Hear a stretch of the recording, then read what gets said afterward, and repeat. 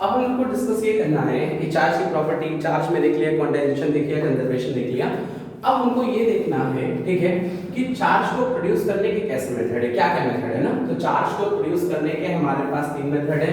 पहला है by friction, दूसरा है बाय कंडक्शन, तीसरा है बाय इंडक्शन। ठीक, फ्रिक्शन में बहुत इजी है। क्या है कि अगर दो बॉडी को रब करेंगे, ठीक, तो रब करने से क्या होगा, फ्रिक्शन लगेगा, उस फ्रिक्शन की वजह से हीट आएगा। ठीक, हीट आएगा मतलब एनर्जी आएगी, पर एनर्जी आएगी तो काइनेटिक एनर्जी बढ़ेगी। Kinetic energy is equal to होता है हाफ mv²। ठीक है, और अगर काइनेटिक एनर्जी बढ़ेगी तो वेलोसिटी बढ़ेगा, और वेलोसिटी बढ़ेगा तो इलेक्ट्रॉन मोशन करेगा। तो एक बॉडी इलेक्ट्रॉन क्या करेगा, लूज करेगा, दूसरी बॉडी गेन करेगा। इस तरह से दोनों बॉडी चार्ज हो जाएगी ना।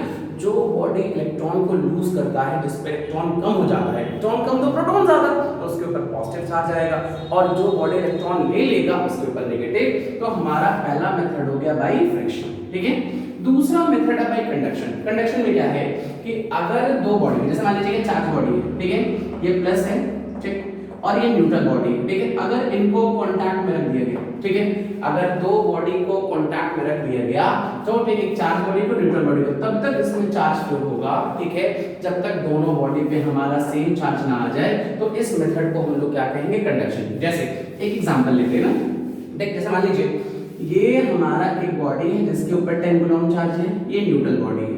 जब इसको कांटेक्ट में रखेंगे तो चार्ज फ्लो होगा, और दोनों पे चार्ज हमारा 5 कूलम। अगर मान लीजिए ऐसे होता, सपोज दैट इसके ऊपर हमारा 12 कूलम होता, इसके ऊपर 8 कूलम होता, ठीक है, तब भी चार्ज फ्लो होगा। कैसे फ्लो होगा, इनको सम करिए, सम करके कितना आ गया 20 का हाफ कितना 10, तो इसके पास 10 कूलम होता, इसके पास भी 10 कूलम होता। जब भी हम लोग कंडक्शन से चार्ज निकालेंगे, सारे चार्जेस को सम करके क्या कर दीजिएगा, हाफ, तो हमारा कंडक्शन से चार्ज निकल जाएगा। एक क्वेश्चन और, जैसे कहा, मान लीजिए ये बॉडी है, ठीक है, एक क्वेश्चन और करते हैं, इसके ऊपर 15 कूलम चार्ज है, और एक बॉडी और है, इसके पास 25 कूलम चार्ज है। अब दोनों को कांटेक्ट में रख दिया गया, ठीक है, तो पूछा कि फाइनली दोनों पे चार्ज कितना होगा, तो 25 और 15 हमारा टोटल कितना 40 का 20, तो इसके ऊपर 20 कूलम और 20 कूलम, तो ये हो गया हमारा कंडक्शन। और जब भी चार्ज निकालेंगे, चार्ज को सम करके क्या कर देंगे, हाफ। एक सबसे इंपॉर्टेंट पॉइंट, चार्ज को सम करके हाफ तभी करेंगे जब दोनों बॉडीज हमारी क्या हो, आइडेंटिकल। अगर बॉडीज आइडेंटिकल होंगे तभी सम करके हाफ करेंगे। आइडेंटिकल होने का मतलब कि दोनों का शेप साइज सेम होगा, अदरवाइज ये वैलिड नहीं होगा। मान लीजिए जैसे कहा, सपोज दैट ये कहा कि ये बॉडी है, ये बॉडी है, इसका रेडियस r है, इसके ऊपर 10 कूलम है, इसका रेडियस 2r है, इसके ऊपर कोई चार्ज नहीं है। अब इनको कांटेक्ट में रख दें, और अब हम कहें कि 10 का हाफ 5 और 5 हो जाए, ये कभी पॉसिबल नहीं है, तुरंत गलत हो जाएगा। सम करके हाफ करते हैं, दैट इज ट्रू, लेकिन ये तभी वैलिड होता है जब दोनों बॉडीज क्या हो, आइडेंटिकल। इस कंडीशन में ऐसे करते, देखिएगा, Q1 is to Q2 is equal to R1 by R2। R1 कितना, R2 कितना 2R, तो ये कैंसिल हो गया, Q1 by Q2 की वैल्यू आ गई 1/2। बस नहीं, अब देखिए Q1 को कितना मिलेगा, Q1 1 पार्ट मिला, टोटल कितने पार्ट है 1 और 2, इसको ऐड कर लीजिए 3, और इन दोनों को मिला ले तो 10, नेट चार्ज कितना है 10, तो पहले वाले बॉडी पे आएगा 10/3, दूसरे को कितना मिला 2, टोटल कितना है 3 × 10, तो दूसरे को मिलेगा 20/3। याद रखिएगा, जो चार्जेस का रेशियो होता है वो रेडियस के रेशियो के इक्वल होता है। एक क्वेश्चन और करते हैं ना, जैसे देखिए, मान लीजिए एक और कर ले रहे हैं, ठीक, जैसे कहा, अगर ये बॉडी है, इसका रेडियस 2r है, ठीक, इसका रेडियस मान लीजिए 3r है, इसके ऊपर 10 कूलम है, इसके ऊपर 30 कूलम है। अब कांटेक्ट में रख दिए तो क्या होगा, तो Q1 is to Q2 is equal कितना, देखिएगा 2r/3r, दैट इज 2/3, ठीक, तो Q1 को कितना मिला है 2, कितने में से 5, टोटल चार्ज कितना है 30 और 10 कितना हो गया 40, तो 5 से 8 और कितना आ गया 16, और अगर इसके पास 16 है तो टोटल चार्ज 40 था ना, तो कितना आएगा 24 कूलम। तो कंडक्शन में याद रखिएगा कि चार्जेस का सम करके हाफ हो जाएगा, लेकिन कब हाफ होगा, जब दोनों बॉडीज आइडेंटिकल होंगी। और अगर आइडेंटिकल नहीं, देखिए आइडेंटिकल है तो ऐसे याद रख लीजिएगा Q1 + Q2/2, ठीक, लेकिन अगर आइडेंटिकल नहीं है तो चार्जेस का जो रेशियो होता है उनके रेडियस के रेशियो के इक्वल होगा। और जैसे दो बॉडी का लिखा है वैसे तीन का लिख सकते हैं, Q1 is to Q2 is to Q3 is equal to R1 is to R2 is to R3। ये सारी चीजें हो गई ना। अच्छा, अब आते हैं कंडक्शन के बाद आता है इंडक्शन। इसमें तो फिजिकल कांटेक्ट था, इंडक्शन में क्या है, कोई फिजिकल कांटेक्ट नहीं है। ठीक, जैसे मान लीजिए ये चार्ज बॉडी है, ठीक है, इसके ऊपर प्लस चार्ज है, ठीक, और ये हमारी न्यूट्रल बॉडी है।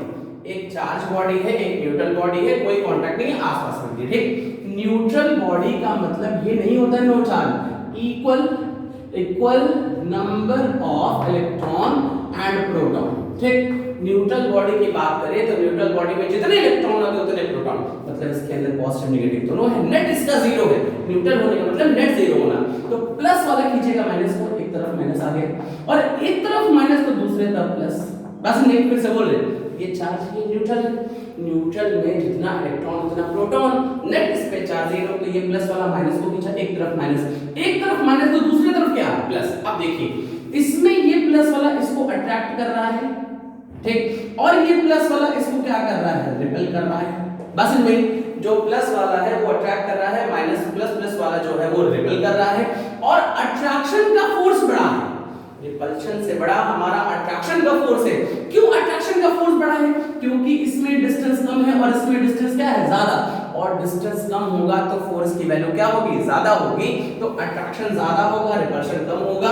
जैसे मान सपोज दैट अट्रैक्शन जो है ना, सपोज दैट अट्रैक्शन 10 कूलॉम है और जो रिपल्शन है ना मान लीजिए वो सिर्फ 4 कूलॉम है, ठीक है, ये 10 ये 4, तो नेट जो बचेगा कितना होगा, 6 कूलॉम। मतलब कि बड़ा अगर अट्रैक्शन है तो नेट आंसर भी हमारा क्या होगा, अट्रैक्शन होगा। इतनी बात समझ में। और इस तरह से ये जो न्यूट्रल बॉडी थी वो न्यूट्रल बॉडी क्या हो गई, चार्ज हो गई, और यहां से ये भी देख लिया कि नेट हमारा अट्रैक्शन बड़ा है, मतलब चार्ज बॉडी न्यूट्रल बॉडी को क्या कर रहा है, अट्रैक्ट कर रहा है। फिर से बोल रहे पूरा चार्ज बॉडी लिया, एक न्यूट्रल बॉडी लिया, ठीक है।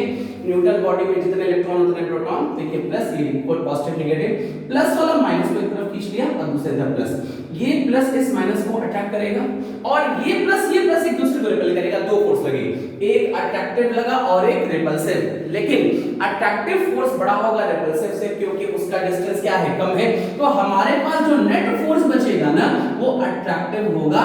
इस तरह से न्यूट्रल बॉडी चार्ज हो गई बिना किसी कांटेक्ट के, और ये भी पता चल गया कि जो चार्ज बॉडी होती है वो न्यूट्रल बॉडी को अट्रैक्ट करती है। जैसे प्लस प्लस क्या करेगा, रिपेल, माइनस माइनस क्या करेगा, रिपेल, प्लस माइनस क्या करेगा, अट्रैक्ट। लेकिन अगर प्लस और न्यूट्रल बॉडी पूछे तो अट्रैक्ट, माइनस और न्यूट्रल बॉडी पूछे तो भी अट्रैक्ट। तो चार्ज को प्रोड्यूस करने के हमारे पास 3 मेथड हो गए।